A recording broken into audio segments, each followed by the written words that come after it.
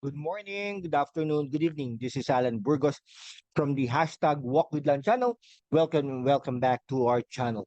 Friends, if you are not yet subscribed to our channel, please do it so now because we are growing. No, we are a growing family.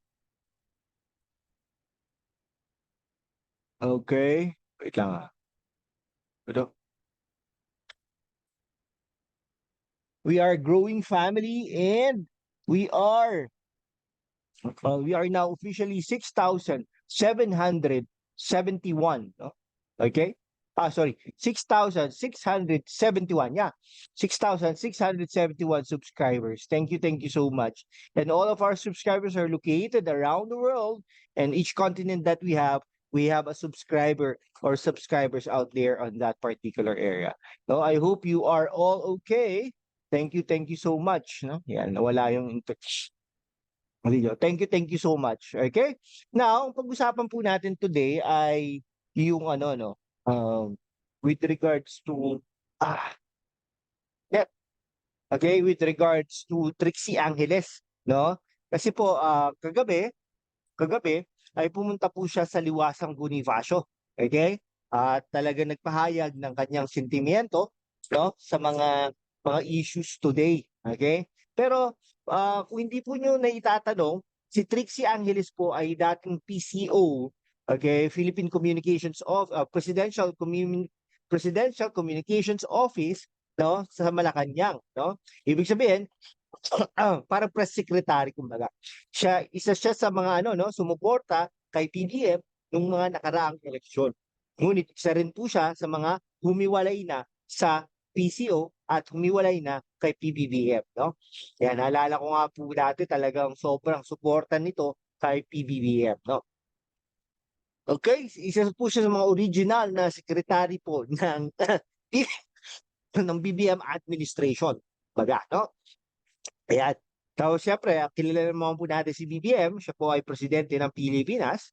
Okay, sa Ilocos Norte, naging gobernador, naging congressman, okay, naging senador ng Pilipinas. No? So dalawang beses po yan natalo. No? Yung isa ay noong pagkasenador, 1995 yata yun, at pangalawa, noong 2016, no, bilang vice-presidente. No? Sinasabi natin natalo dahil ano naman, talaga officially natalo siya. No? Pero siyempre sa kanilang pananaw, sa kanyang at ibang pananaw ng kanyang mga taga-suporta ay hindi siya natalo doon. Pero sabihin na natin natalo. So dalawang beses na natalo yan. Okay? Pero nung 2022 ay bigla talagang bumawi, no, bilang Pangulo ng Pilipinas, talagang naka 31 million Filipino votes siya, no, or electorates. Kaya lang doon sa ano, kay yung vice presidente niya, si Sara Duterte, ay mas mataas sa kanya, 32 million Filipino votes or electorates. No?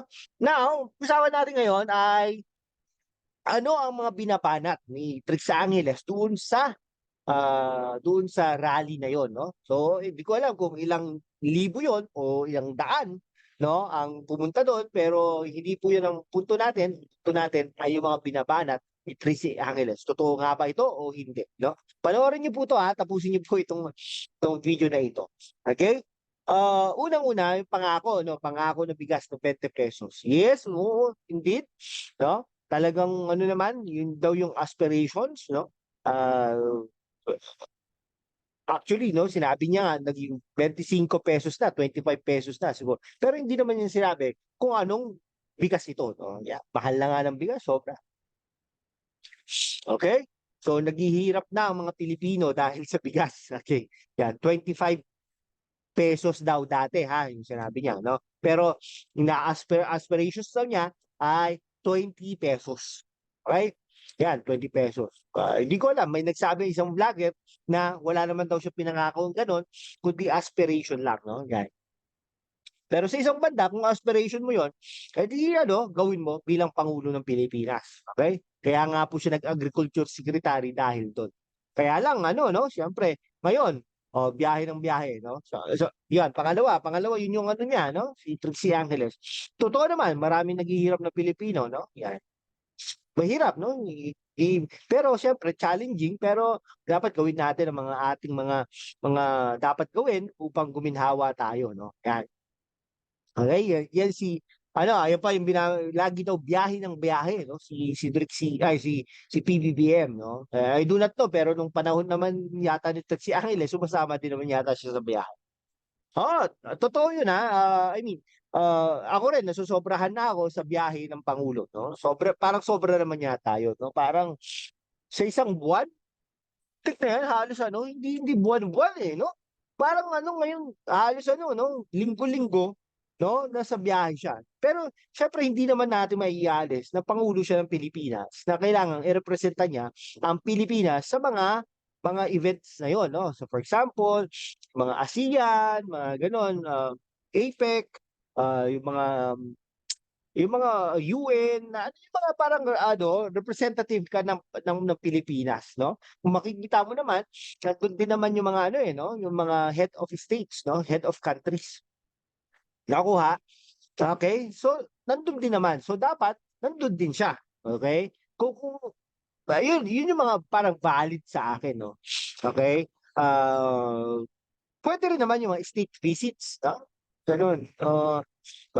Natural yun, no? Kung mga relasyon natin sa mga iba't ibang mga bansa, natural yun, no? Ginawa yan ni Ramos, di ba? Nakuha nyo? Nakita niyo ba yun? Ginawa yan ni Ramos. Okay? Kaya lang, yung para bang ano, hindi ba pwedeng ano, kahit naman na parang every quarter, isang visit man lang. Okay? Or isang state visit, isang ano, one per quarter, aside from dun sa ano, sa mga mandatory ba? Mandatory na kailangan nandun ka. Mga ASEAN na yan, APEC, United Nations, mga ganon. No? Na nandun ka, dapat na nandun din yung mga kasama mo sa ASEAN, yung mga head of states, no? Nandun din. Something like that, no? Okay? Kasi doon, pwede mo naman maisusog eh, no? Maitulak.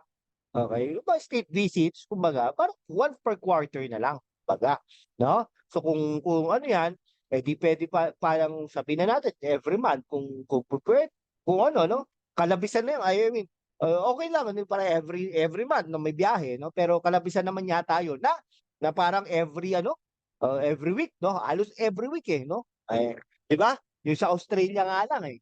Australia. Ano din tayo doon, no? So, I do not know kung gaano kalayo yung Brisbane sa Melbourne, no?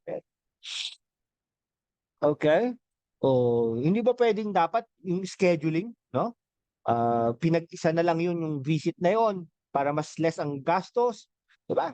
I mean, magkakaroon pala ng Australian ASEAN eh, summit, something like that. Eh bakit hindi na lang kaya yung ano na, kasi ano yun eh, parang late na ano yun eh, yung invitation na yun eh, yung parang ano, yung visit niya yung nag-talk siya sa parliament, nandun ang Senate at saka House of Representatives, okay? Punta din yata sa Prime Minister, etc. no? Pero kung titignan nyo, pwede namang ano yun eh, i-compress eh, doon sa isang schedule na yun. Kasi umuwi pa siya dito eh. Umuwi pa siya dito, nag-stay siya ng 2 days dito, pumunta lang sa Basilan, tapos bumalik na siya. Okay? Hmm. Tingnan niyo yung gastos to, di ba? Nakuha niyo ba? Yung gastos, naiisip ko lang, no? Pero siguro sa kanila yun, sila ang pangulo, di ba? Okay. Pero siyempre, tayo bilang ano, electorate at sumuporta sa kanya, no? Nung nakaraang eleksyon, lang tayo, nalulungkot lang tayo. Kung ganito ang mga nangyayari, marami po siya nakakalaban na tao. No? Hindi po natin nakala na as early as now, sa kanyang mga, itong mga nangyayari sa kanila, no? Ay kakaroon ng ganito, no? Yan, nagkakaroon ng ganito.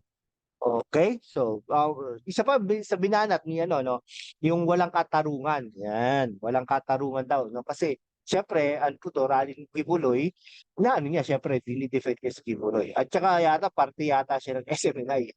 Okay? Okay, totoo naman, no? Halos lahat ng mga sumuporta sa kanya ay wala na sa posisyon. Wala na, hindi na, ano, iba na, no? Nakakapagtaka din, no? Nakakapagtaka, no? Si Ralph Recton na nga lang, di ba? Pero siguro, ano naman, may ginagawa at may gagawin naman si Ralph Recton dyan. Magaling naman na tao yun. Pero magtataka ka nga din, no?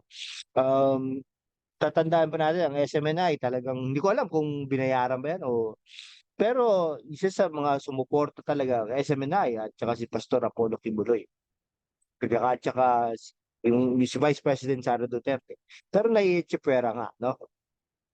Ang ano doon is, pero ano naman, sa isang banda, no? Kung talagang may kasalanan naman si Pastor Apollo Kibuloy, eh, bakit naman hindi, di ba? Ano lang yun. Kaya lang, syempre, ano lang, ang akala siguro nila ay hindi gagawin ito ni PBBM. Yan. Okay? Talagang ano pa, no? Um, ganun talaga. Ganun talaga, no? Uh, ganun talaga ang buhay siguro. Okay? Sige.